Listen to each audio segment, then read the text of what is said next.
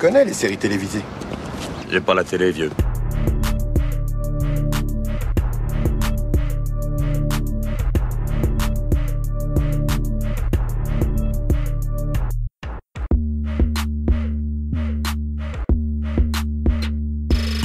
Salut à toutes, salut à tous, soyez les bienvenus dans la saison des séries, votre podcast consacré aux séries d'hier et d'aujourd'hui. Je m'appelle Junior et je suis ravi de vous retrouver, j'espère que tout va bien de votre côté. Ma complice du jour, vous aviez pu l'entendre dans un précédent épisode de la saison des séries consacrée à Bardo ou encore State of the Union, il s'agit d'Alexandra. Salut Alex. Salut Junior. Tout va bien ? Ça va et toi ? Oui, très bien. En forme j'espère cette semaine pour le grand retour de la saison des séries. Oh oui. Bon, il faut, hein. D'ailleurs, on va mettre un peu de folie et un peu de chimie au programme. Aujourd'hui, on va évoquer une fiction diffusée sur la plateforme Apple TV+, avec Lessons in Chemistry, une mini-série en 8 épisodes créée par Lee Eisenberg qui nous plonge dans l'Amérique des années 50 et 60, années particulièrement compliquées pour les femmes désireuses d'émancipation. Mais d'ailleurs, elles ne sont pas les seules. Je rappelle que si vous êtes abonné à Canal+, depuis le 13 octobre 2023, date de sa sortie, vous pouvez découvrir cette série car vous avez d'office Apple TV+. Qu'avons-nous pensé de cette série qui mêle chimie, cuisine et féminisme ? Alex a-t-elle dévoré et adoré cette fiction ou au contraire va-t-elle me déverser toute sa colère après son visionnage ? Des éléments de réponse à ces questions et à plein d'autres, juste après un premier extrait de Lessons in Chemistry. Dans la vie, les découvertes mènent généralement à de nouvelles questions. La seule variable constante est l'inattendu. On ne peut pas la contrôler. Ce n'est que lorsque vous regardez en arrière que vous voyez que tout était lié. Nous pouvons commencer. C'est parfait. J'aime cuisiner. C'est de la chimie. Vous êtes sur le point de faire une découverte scientifique majeure. Notre institution a une réputation fondée sur le travail de scientifiques de classe mondiale. Elle ne se fonde pas sur les théories d'une jolie laborantine. Ici, nous avons des règles. Vous me licenciez ?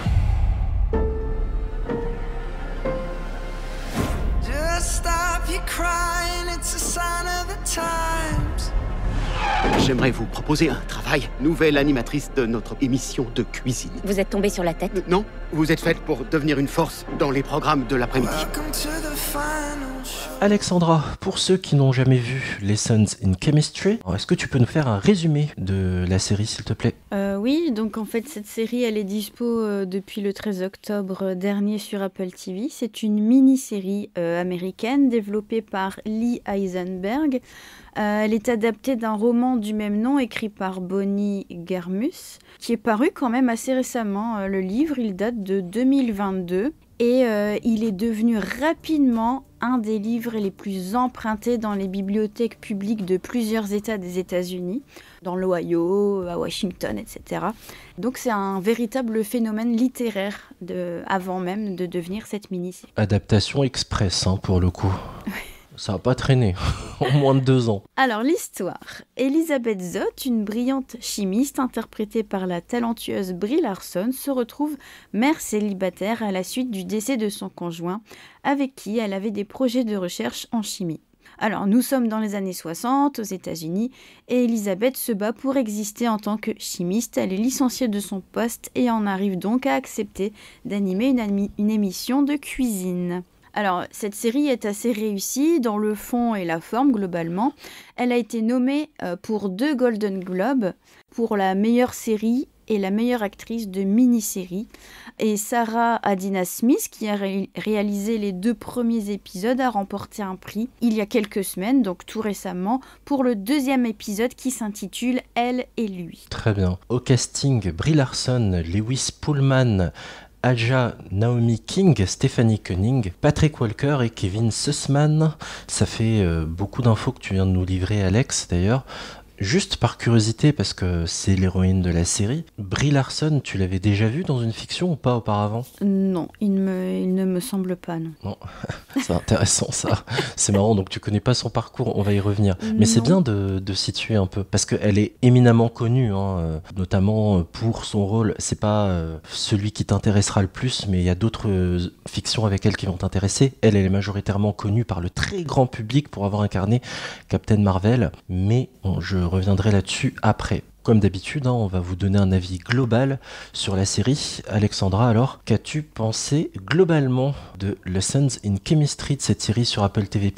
Alors j'ai beaucoup aimé le premier épisode, ça m'a motivée pour poursuivre, et puis après j'ai l'impression que sur peut-être les 2 derniers épisodes on s'essouffle. Alors c'est pas qu'ils sont complètement inintéressants, on apprend quand même des détails grâce au flashback sur la vie de Calvin par exemple, mais bon, il y a quand même des éléments qui sont beaucoup trop prévisibles, et on a l'impression finalement de tourner en rond à un moment parce que on sature un peu de flashback, voilà. Et puis, c'est pas qu'on aurait aimé quelque chose de plus chronologique, parce que ça aurait été plan-plan, mais bon, enfin, trop de flashback tue le flashback, Junior.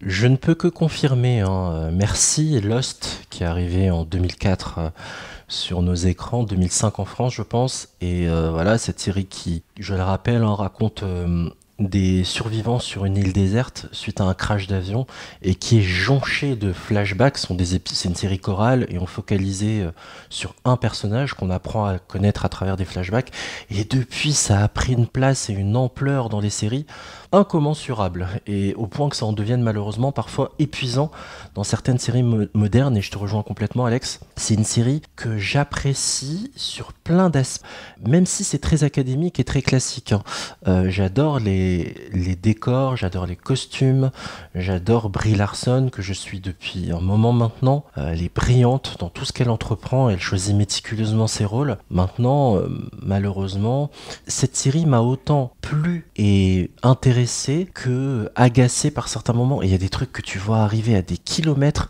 Le twist, on va y revenir, et je préviens déjà, ce sera avec spoiler, le twist à la fin de l'épisode 2, mais tu le vois tellement arriver à des kilomètres. J'aurais aimé me tromper sincèrement et être pris à revers, et c'est là où le bas blesse dans cette série, c'est qu'à aucun moment on arrive à être totalement pris à revers, et quand bien même on le fait, la série le fait maladroitement pour moi. Et on va y revenir, je pense notamment à la fausse piste sur l'identité de la fille d'Elisabeth Zott, et on va y revenir. Je sais pas si tu partages mon avis, Alex, ou pas. Oui. Je sens que tu trépignes et que tu veux réagir déjà. Non, oui, en fait, il y a des moments agaçants parce que tu te dis qu'il y a quand même pas mal de nouveautés, d'originalité au tout début de la série, et puis on tombe dans quelque chose qui devient banal parce que tu as vu le truc venir à 10 000 km. Chimie et cuisine sont les 2 passions de l'héroïne Elisabeth Zott, et j'aimerais bien que pour ceux qui n'ont pas vu la série et qui nous écoutent quand même, il y en a, Alex, il y en a que ça ne gêne pas d'être spoilé.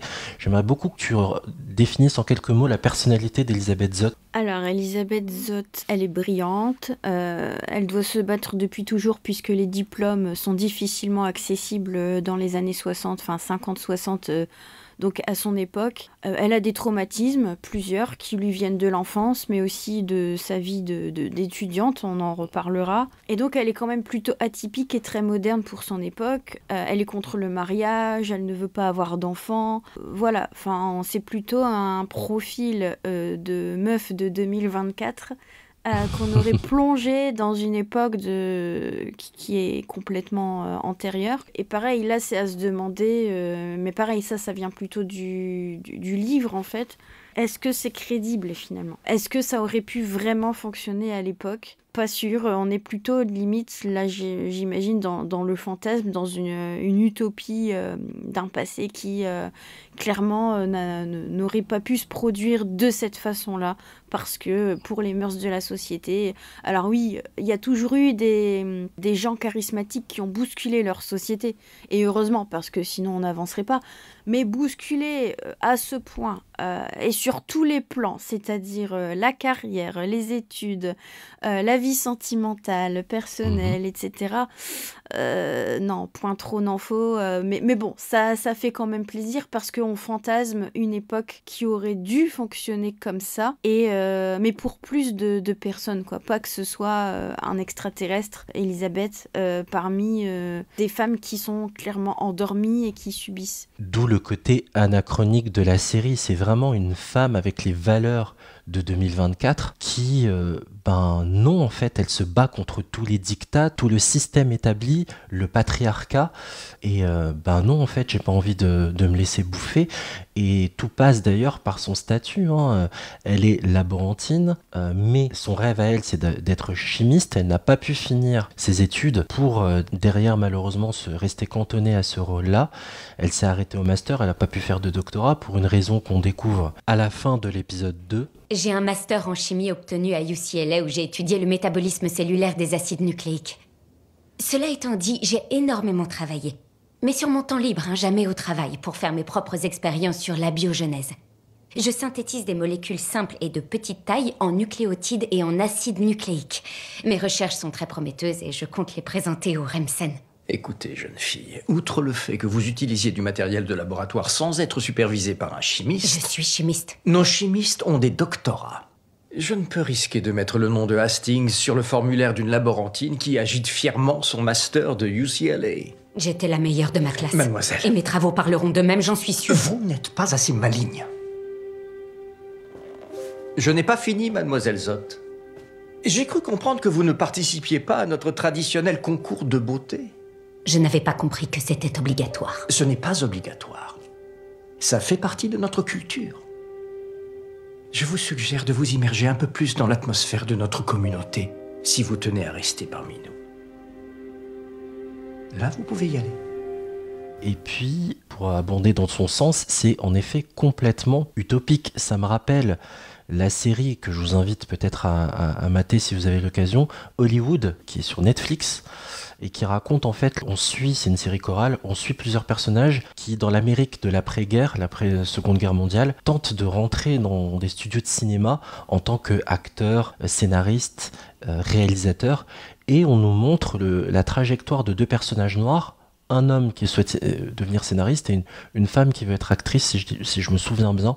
Pardon si je me trompe, je l'ai vu il y a un moment, mais en gros c'est ça, il me semble. Et c'est tellement utopique qu'ils y arrivent. On a un peu du mal à y croire. Ça, c'est ma première référence que j'avais en tête. Et puis une autre qui m'a sauté aux yeux dans la réalisation, c'est que ça rappelle beaucoup Big Little Lies, parce que le trauma d'Elisabeth, on nous le jette à l'écran de façon épisodique comme ça, avec des micro-flashbacks où on se dit oula, son trauma a dû être lourd. Et j'aimerais beaucoup t'entendre un peu, Alex, là-dessus, parce que c'est l'un des gros défauts de la série pour moi, c'est que les traits sont beaucoup trop surlignés sur plein d'aspects. Son côté monomaniaque, hyper rigide, hyper précise et très en avance sur son temps.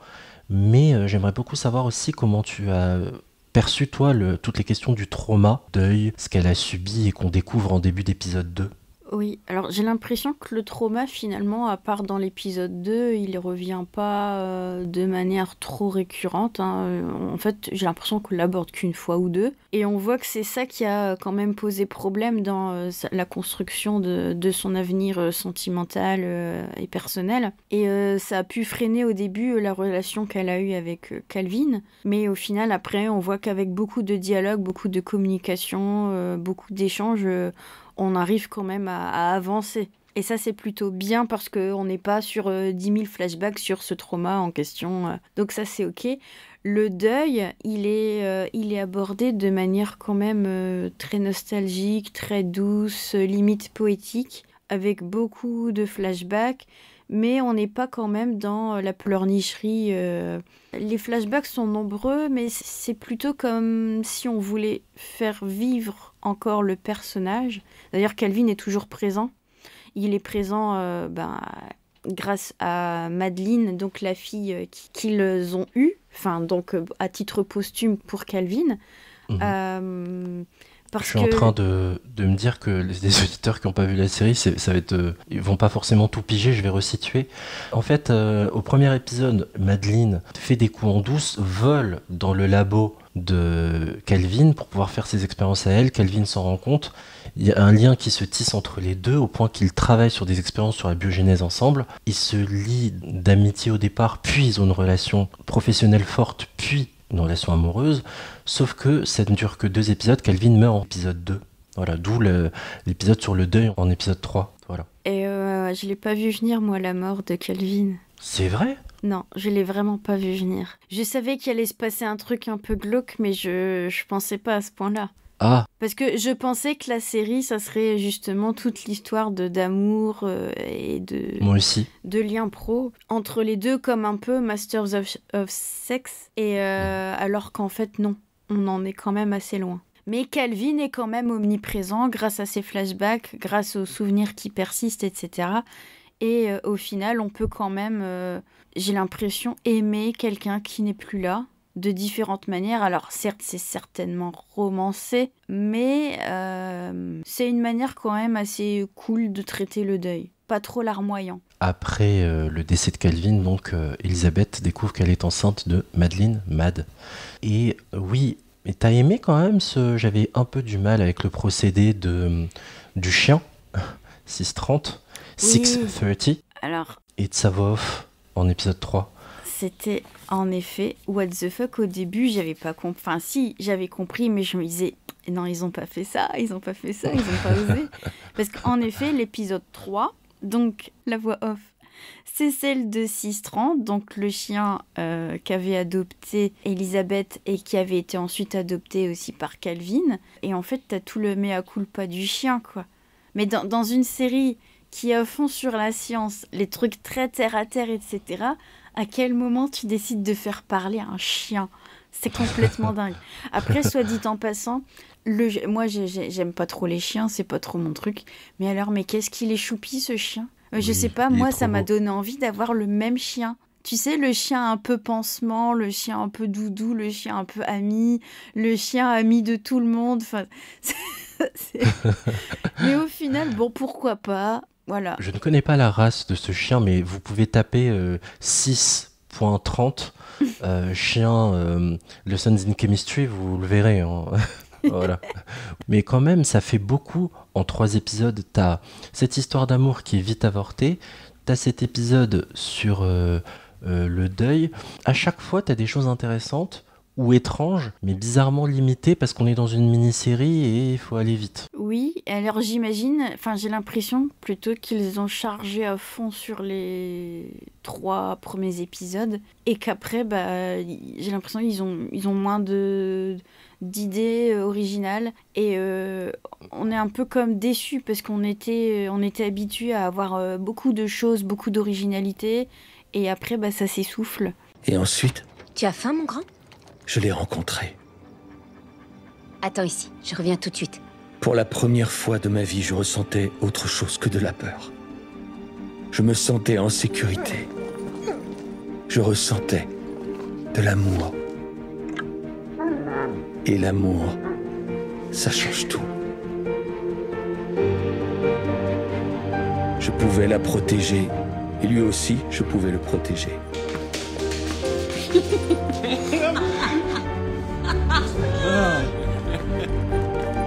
J'avais enfin un but dans la vie.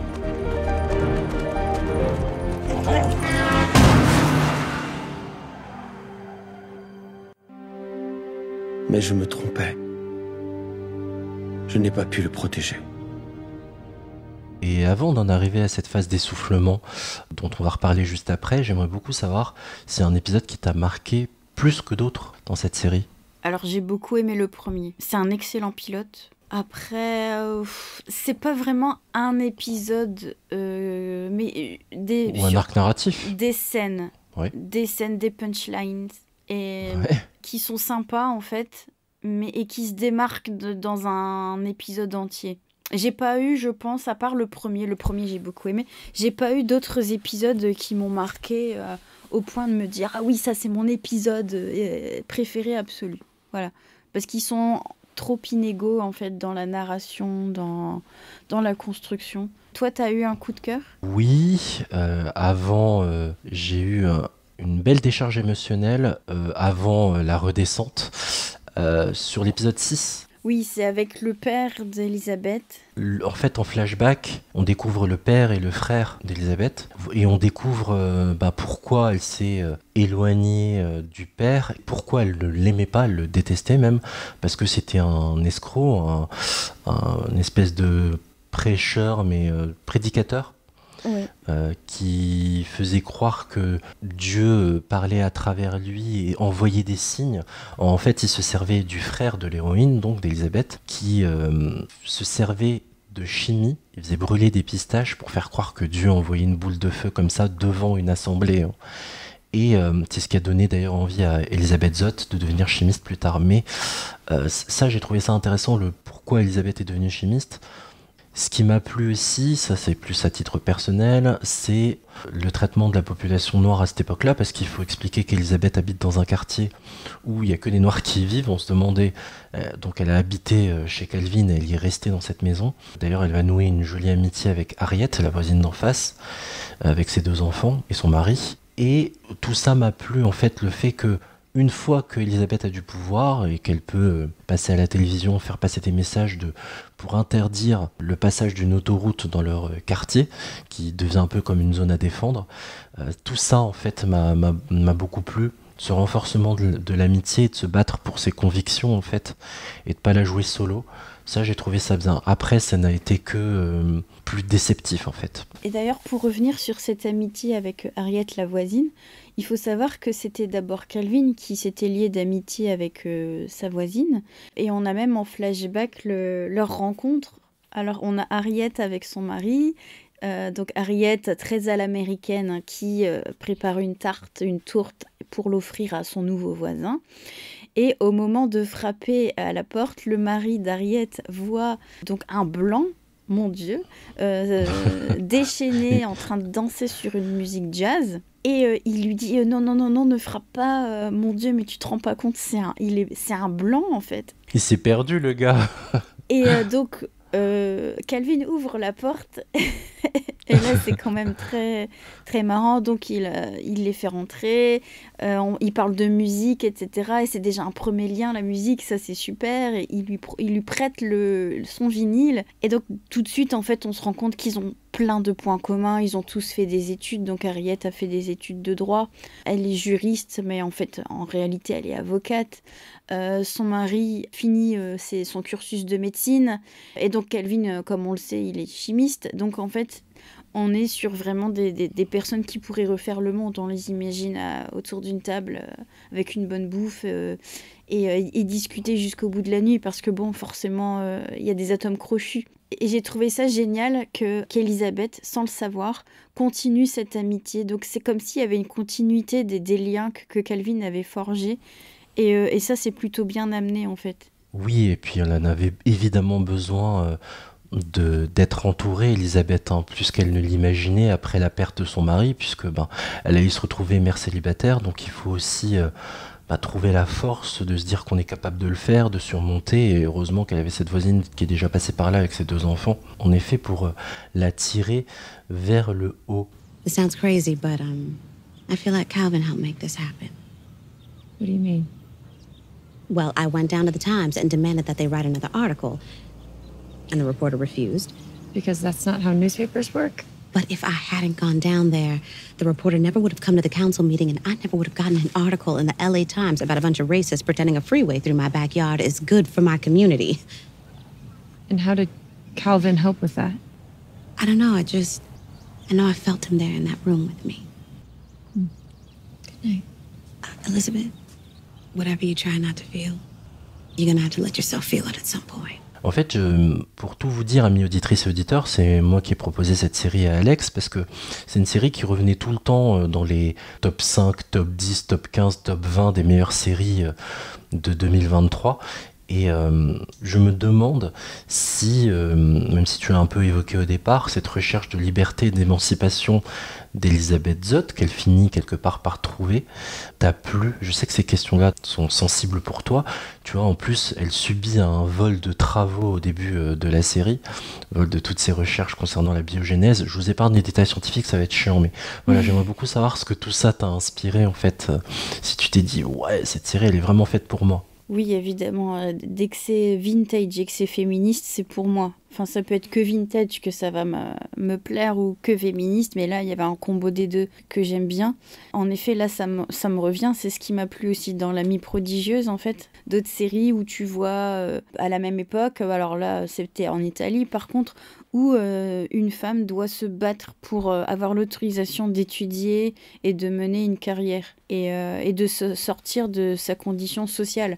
Parce qu'on peut le rappeler aussi, Calvin et Elisabeth sont dans des milieux assez modestes. Calvin, il a passé beaucoup de temps en orphelinat. Puis Elisabeth, avec son père complètement timbré et le suicide de son frère, c'est clair que l'environnement n'était pas non plus favorable. Donc voilà, c'est aussi comment on se sort socialement grâce aux études, grâce à un acharnement finalement et à une passion d'un contexte qui fait souffrir. Exact. Mais parfois, je me demandais si, pardon pour l'expression que j'ai utilisée, Alex, mais si la mule n'était pas trop chargée. Tout ce par quoi elle est passée et tout ce qu'elle est en train d'endurer. Je sais pas. Je sais que ça existe, ce genre d'histoire. Je suis en train de lire La femme en moi de Britney Spears. Elle aussi, elle a une histoire bien chargée.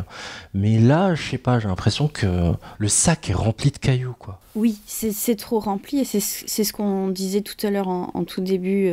C'est utopique. Et puis surtout qu'il y a des ellipses qui sont quand même impressionnantes sur plusieurs années. Et donc moi j'ai envie de savoir à un moment comment elle a fait pour gérer son bébé. Parce qu'elle fait elle est consultante secrètement pour des chercheurs qui sont bloqués sur des points scientifiques. Donc elle les aide. Évidemment, elle se fait quand même pas mal de thunes comme ça. Mais où est son bébé pendant ce temps-là? Parce qu'il n'est pas question... Enfin, il est très peu question de nounou. Et en fait, ouais, c'est le côté un peu pratique pour que ce soit crédible qui manque. Et dans sa phase de débrouille, d'ailleurs, elle faisait aussi des réunions Tupperware, les fameuses. Oui. Alors ça, c'est rigolo. Parce que pour une féministe, il y a mieux que les réunions tup, comme on dit, mais... Eh ben, on y vient, justement. J'aimerais beaucoup t'entendre sur toute cette période-là, quand tu parles de la débrouille et de s'en sortir. Le temps passe, Elisabeth Zott, sa fille grandit, sa fille n'est pas franchement adaptée pour rester dans un lycée public, non pas parce qu'elle est en retard, au contraire, elle est trop brillante et on l'envoie dans le privé. La directrice, je pense, recommande à Elisabeth Zott d'envoyer Mad, sa fille, dans le privé. Ça coûte beaucoup plus cher. Et le hasard, ça vraiment cet épisode il m'a un peu agacé, je sais pas toi, mais le hasard des rencontres fait que Elisabeth va rencontrer un producteur d'émissions de télévision. Et j'aimerais beaucoup savoir ce que tu as pensé de cette deuxième phase dans la série, en fait, où fini Elisabeth Zott, laborantine ou chimiste en puissance, elle va devenir présentatrice d'une émission de cuisine, sauf qu'elle ne s'appelle pas Maïté et que c'est pas la cuisine des mousquetaires. Alors, en fait, quand tu dis qu'elle oublie totalement la chimie, c'est un peu faux. C'est juste qu'elle fait un travail qui lui rapporte un max de thunes pour pouvoir... Parce que chez elle, elle a toujours son laboratoire. C'est sa cuisine qu'elle a transformée, tout simplement. Parce que justement, la cuisine et le labo, pour elle, c'est qu'une seule et même entité. Donc, pour elle, la cuisine, c'est de la chimie et la chimie peut être de la cuisine. Et c'est ça, sa force. Oui, des fois ça arrive, tu te détournes, ça bloque à un moment et tu trouves un plan B. Donc ça limite, c'est pas ce qui m'a choqué le plus. Peut-être que ce qui est un peu gros, c'est le fait que ce soit carrément de la télé, un monde qui fait rêver, qui rapporte beaucoup de thunes. Et puis c'est difficile pour les femmes à cette époque de se faire une place à la télé. Comme dans le cinéma, ou alors c'est avec beaucoup de mains sous la jupe et des promotions canapé et j'en passe. En plus en ce moment on est beaucoup dans l'actu de comment ont été traitées les jeunes femmes, même dans des périodes moins éloignées. Si on pense à Judith Godrèche et sa série du moment disponible sur Arte, c'est Icon of French Cinema. Ouais, je sais pas si tu as commencé à la regarder. Pas encore, mais Alex, tu la recommandes, je sais que tu as beaucoup aimé.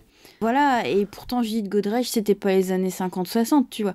Et tu te dis, purée, on a traversé des décennies et des décennies comme ça, à fermer les yeux sur un réel problème de société. Et donc, elle choisit ce boulot-là pour surtout sa fille. Et ça montre à quel point on est prêt à tout pour sacrifier des fois, donc de choisir un plan B dans un boulot, juste parce que il faut s'occuper des petits et ça coûte cher, quoi. Moi, ce qui m'a frappé dans la série, c'est le regard qu'on pose sur Brie Larson, sur Elisabeth Zott, parce que c'est une jolie jeune femme, filiforme, et quand elle est laborantine, en gros, c'est juste que, ouais, certes, elle est un minimum compétente, mais elle est surtout jolie. Et puis si elle rejoint la télé et que le producteur, Walter, l'a choisie, c'est parce que le chef au-dessus, Phil, qui est un gros connard, hein, c'est le connard, le méchant un peu de la série, lui, il a viré une femme d'un certain âge avant, Maïté, hein, même plus âgée, et pour mettre une femme plus jeune, et pardon de le dire ainsi, plus baisable, pour reprendre ces termes, plus bandante pour les mecs qui vont regarder et qui fassent bonne petite mère de famille pour les ménagères de moins de 50 ans qui vont être devant leur poste. Je rappelle qu'on est dans les années 60. Donc ça m'intéressait aussi de t'entendre sur tout ça, en fait, sur à quel point aussi on ne tenait pas compte des compétences et de la vision des choses d'Elisabeth, quoi. Oui, et puis on lui donne pas son mot à dire au début. Oui, en effet, elle est là, elle fait de la figuration. Et par exemple, elle est contre un sponsor, parce qu'il y a beaucoup de sponsors, de marques, de produits qui sont problématiques pour la santé et l'environnement. Et à un moment, on lui demande de faire la promotion d'un produit à base de graisse animale. Enfin, mon Dieu, quelle horreur. Et elle le sait. Et d'ailleurs, c'est le bien-être et la santé. C'est quelque chose qui est traité comme ça, en toute subtilité. Il y a Kelvin qui était à fond sur le jogging, à fond sur le sport, et qui l'initie au sport.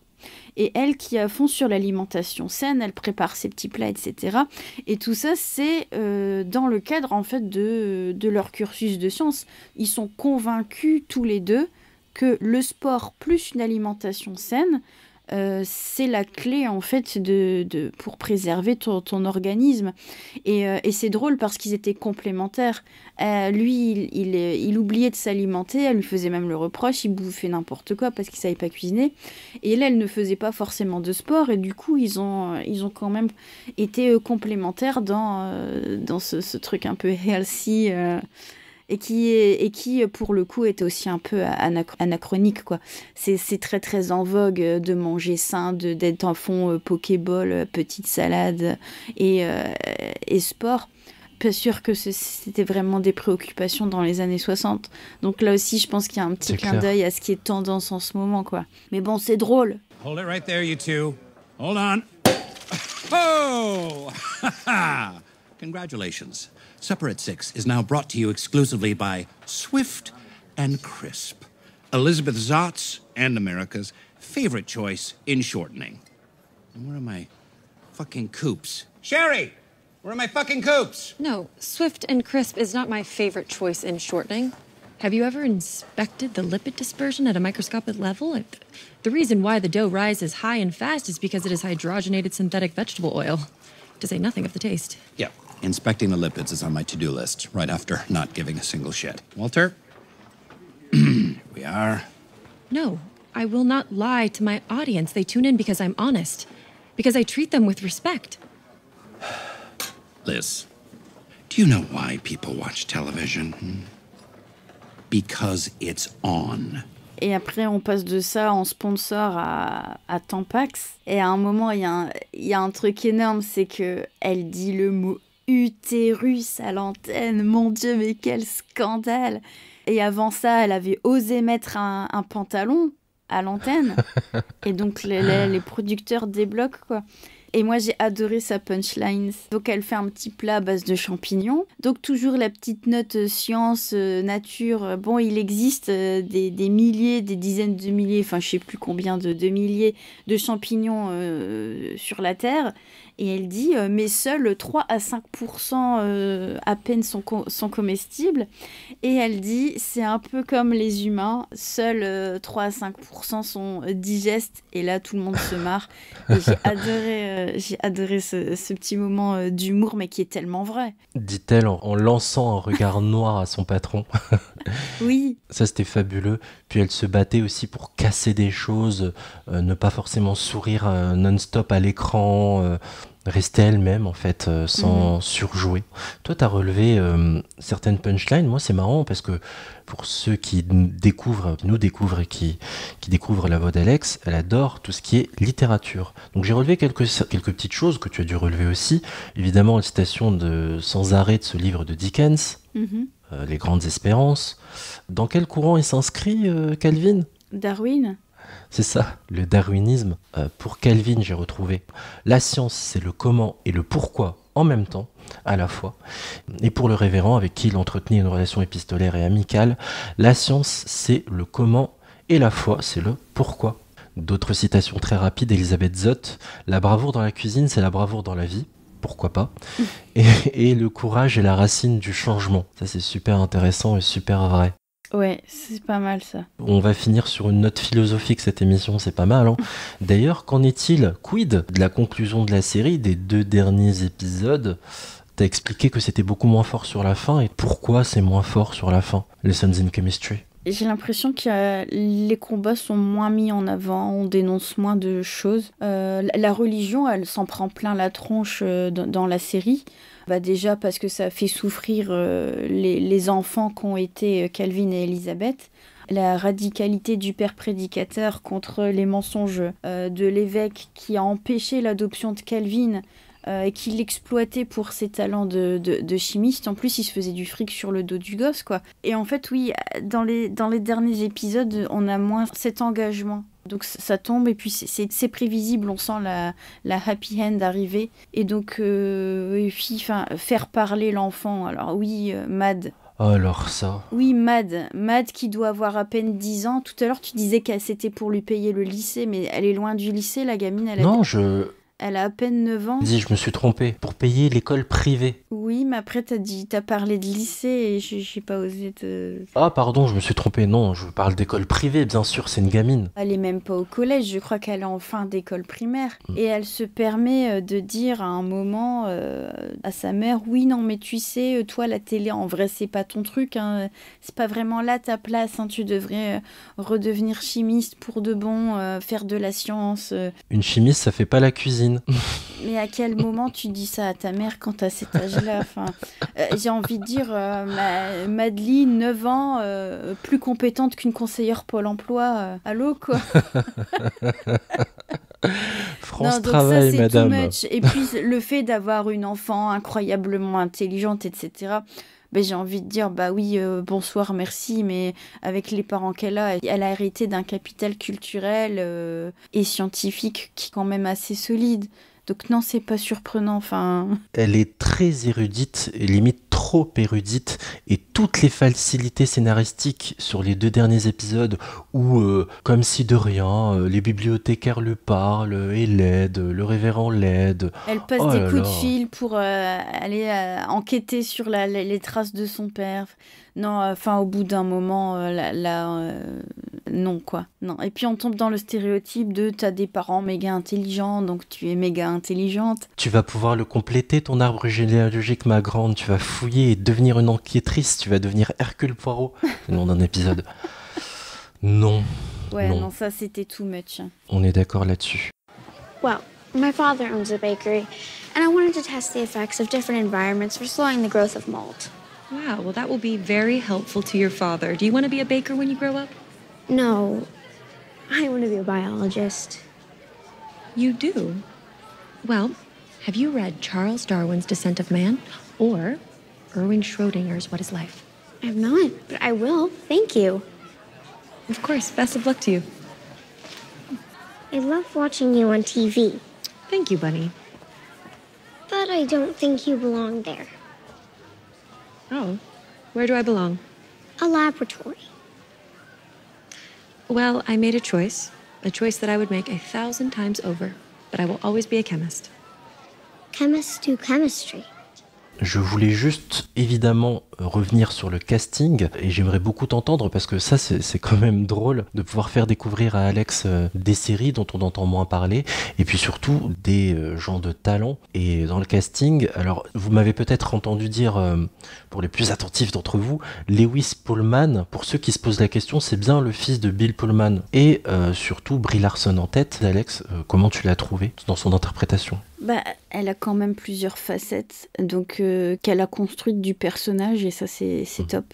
T'as la nana sportive, t'as la nana multitâche, donc tu as la scientifique, tu as celle qui se maquille pas, tu as la sportive, tu as la mère, et sachant qu'elle voulait pas d'enfant à la base, donc c'est quelque chose qu'elle apprend, et au final on voit qu'elle est contente, elle s'épanouit aussi dans son rôle de mère, mais d'une mère quand même plutôt atypique. Son rôle de bien maquillée, bien apprêtée, bien coiffée à la télévision, la femme drôle, parce qu'elle est capable de faire des blagues à la télé, elle est son côté pédagogue, parce qu'elle fait aussi des petites leçons de sciences, de chimie, elle sait merveilleusement bien cuisiner, donc en fait c'est la femme parfaite. C'est la femme parfaite, et c'est peut-être un petit peu agaçant. Elle sait tout faire, tout.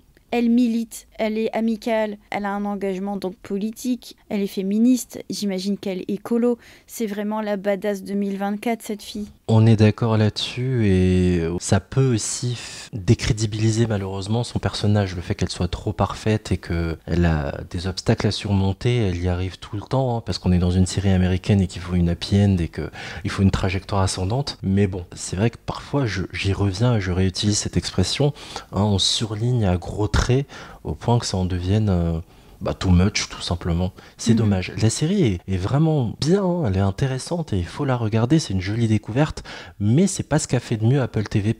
Même si vous pouvez la regarder pour le plaisir, c'est 8 épisodes. Je vous recommande plus Ted Lasso ou dans un autre registre, hein, ou For All Mankind, très honnêtement. Saviez-vous qu'il existe plus de 10 000 variétés de champignons dans le monde, mais que seuls 4 à 5% d'entre elles sont comestibles? Quand on y pense, c'est un peu comme les humains. Il n'y a que 4 à 5% d'entre eux qui sont digestes. Vous ne trouvez pas? Pendant que les champignons rôtissent, je vais répondre à quelques questions. Vous, à l'avant-dernier rang? Mademoiselle Zott, vous ne vous souvenez sûrement pas de moi, mais je suis venue il y a quelques mois. Docteur Phyllis, chirurgienne cardiaque, bien sûr que je m'en souviens. Alors pas encore, mais j'y suis presque. J'ai été acceptée en médecine à l'Université de Californie. Je savais que vous le feriez. Je savais que vous pouviez. Je suis l'élève la plus âgée de la classe et je suis tout le temps fatiguée, mais je n'ai jamais été aussi épanouie. Voilà, ça mérite une salve d'applaudissements. Je voudrais juste évidemment te dire, Alex, c'est important, Brie Larson, qui est-elle? C'est une comédienne qui a 34 ans aujourd'hui, elle est principalement connue pour avoir joué Captain Marvel dans le Marvel Cinematic Universe. C'est vraiment le rôle qui l'a fait connaître au très grand et très large public, et il faut que tu saches, ma chère Alex, que cette comédienne ne choisit aucun rôle au hasard. Et enfin, pour la petite histoire, elle s'était pris un torrent de haine sur les réseaux sociaux. Il y en a qui soulignaient qu'elle n'était pas assez jolie, pas assez charismatique pour le rôle. Elle s'en est pris plein la gueule sur les réseaux sociaux. C'était juste avant les confinements. Du coup, elle a fait 3 ans de pause. Elle est devenue très rare dans les fictions. Il faut que tu saches que cette jeune femme a eu un Oscar pour un film que j'aime beaucoup, meilleure actrice dans le film Room, où elle raconte sa captivité.